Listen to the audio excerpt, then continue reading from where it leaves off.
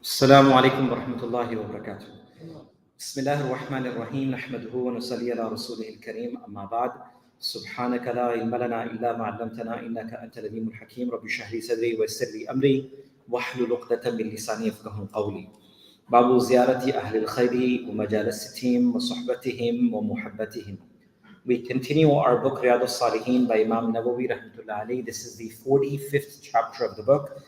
And the chapter is with regards to visiting the pious, loving them, and adopting the company of the righteous. For the past few days, alhamdulillah, we have been going through this chapter. The hadith for tonight that we'll go through, inshallah, quickly is the hadith of Abu Sayyid al-Khudri radiyallahu anhu. Wa Nabi Sayyid al-Khudri radiyallahu anhu an Nabi sallallahu alayhi wa sallam قال لا تصاحب إلا مؤمنا ولا يأكل طعامك إلا تقي أو كما قال عليه الصلاة والسلام رواه أبو داود.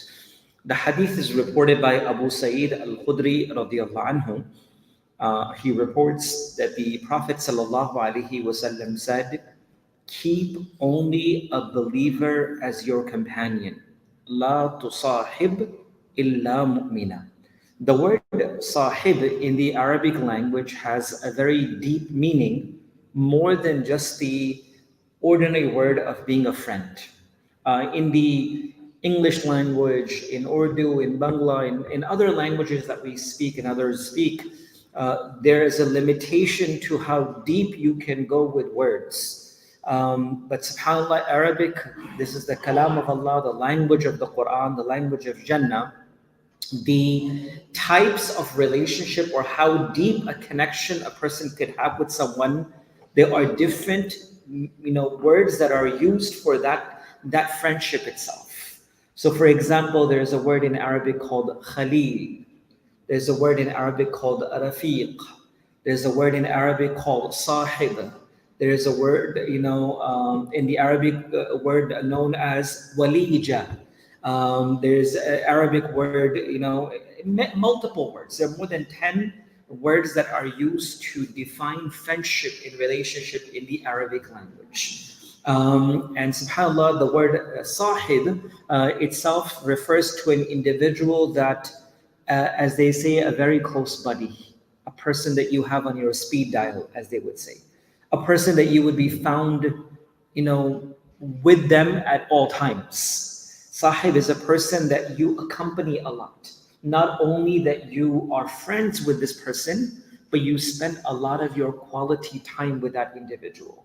And that's why the Sahaba radiyallahu anhum ajma'in became Sahaba, because of this particular word of suhbah, the companionship of the Prophet Muhammad sallallahu alaihi wasallam. So friendship, relationship, and others, there's a word in Arabic, there's a very beautiful dua that one of our teachers used to teach us. There's a dua called Allahumma ja'alni indaka walija.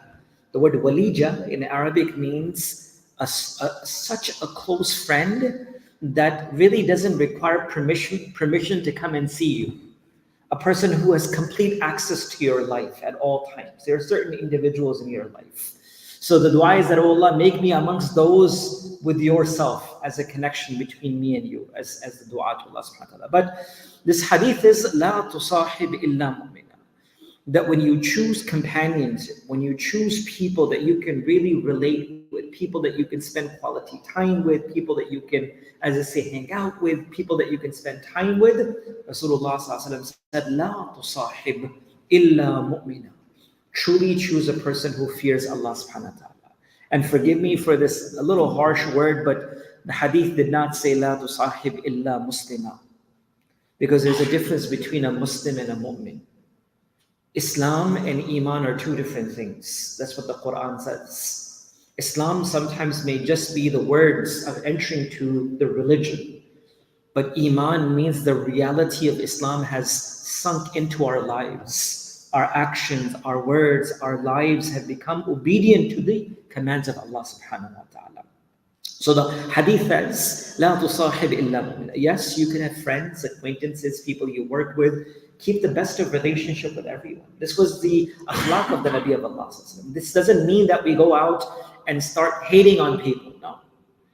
But who you truly trust as your companion, the person that you spend most of your time with, people that you can take the biggest influence of your life with, don't choose except for a person who fears Allah subhanahu wa ta'ala. Luqman the wise told his son, "O my son, do not befriend a person who doesn't fear the commands of Allah.